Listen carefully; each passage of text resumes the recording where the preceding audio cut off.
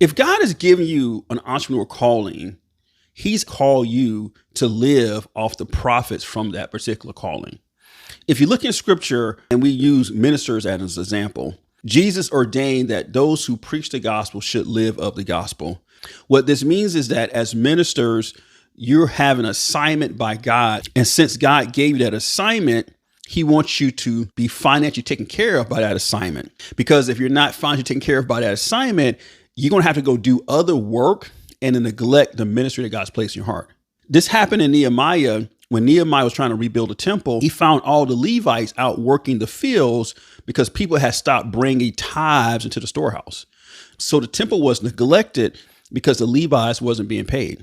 So to fix the situation, he had people start tithing again, and he had the Levites coming back into the temple.